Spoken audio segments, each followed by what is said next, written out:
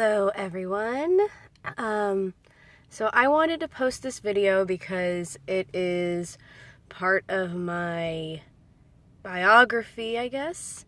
This will be the second year that our team, Team JM, will be walking for the Out of the Darkness walk in Atlanta, and I just wanted to give some of my story, and I wanted my face to be included and my voice to be included because I think it's important to make sure that I am representing myself in a way that is tangible and you guys can hear and see for yourself just the struggle I went through.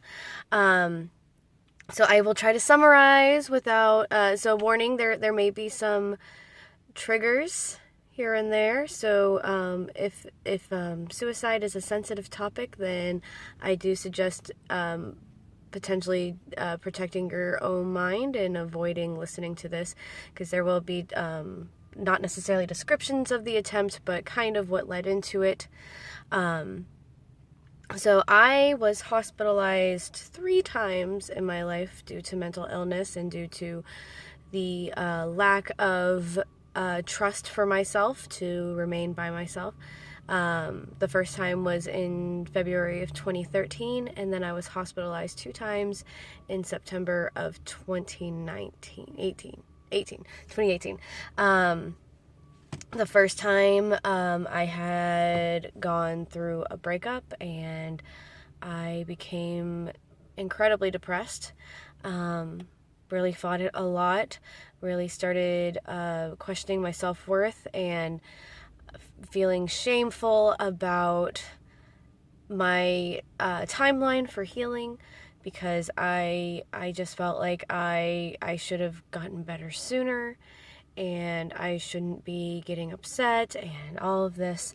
And then it happened. I finally got to a point where went from having suicidal ideations to actually having a plan and having a day. And once you start planning, that's where it can get really scary, because that's where you become a lot more determined, and you pretty much say, like, by this day, you know, if life doesn't prove to me that it's good enough to survive, then I'm just not going to try anymore.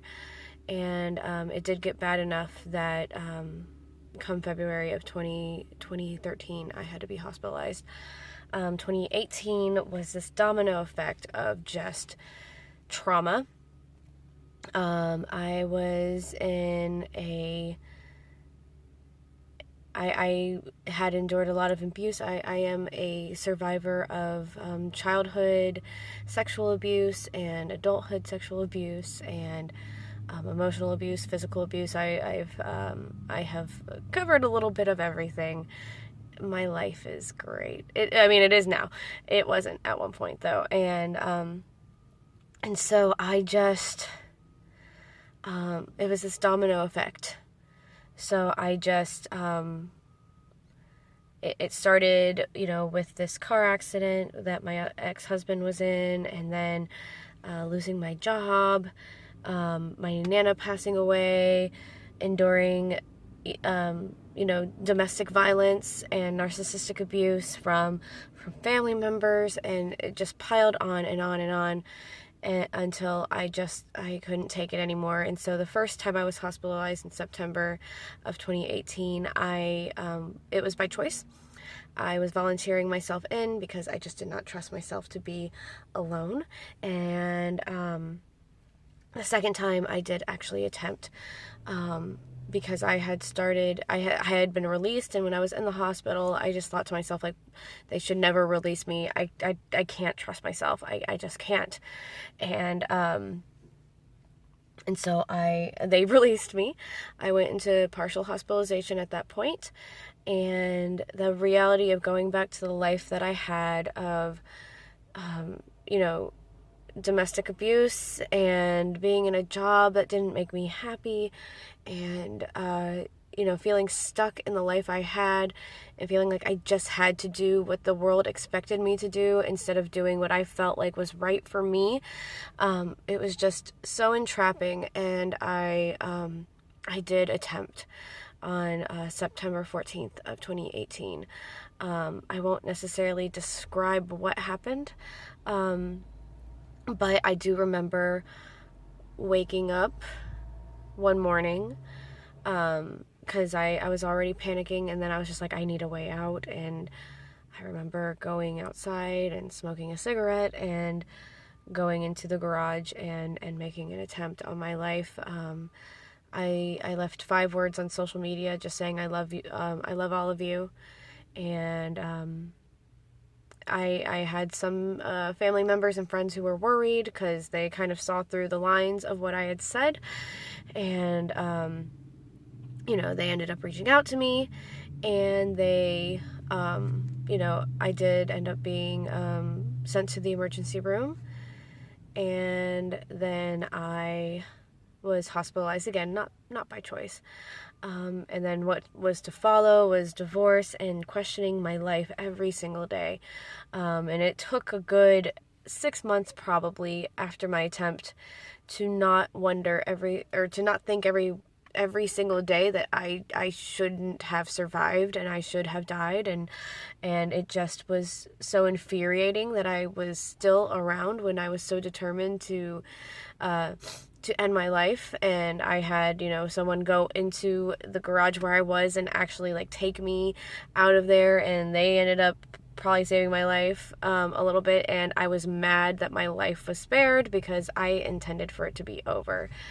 And it didn't come until later when I did this fast, and I did so many other things to kind of teach myself that we have these individual purposes. My quote for 2019 was, vulnerability feels better than shame, and I live by that every single day, because telling my story feels so much better than feeling ashamed for the mental illness that I currently have and then the things that have happened in my past. So that's my story.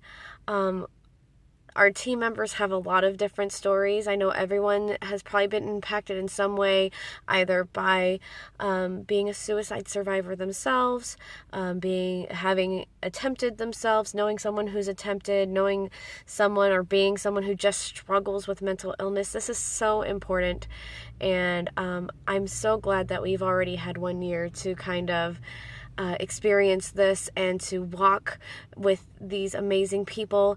And I just hope that you will join us this year.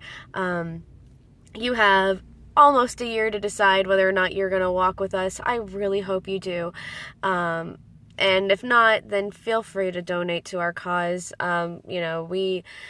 This has been just so eye-opening and humbling, and we're so excited to do this again. So please join us. And that is my story. If you have sat through the 8+ minutes of it, then congratulations. I really hope you'll join us. And yeah, please hashtag Out of the Darkness Walk, Piedmont Park in Atlanta. I believe it's November 6th. There's a link in the bio. So thank you guys, and have a wonderful day.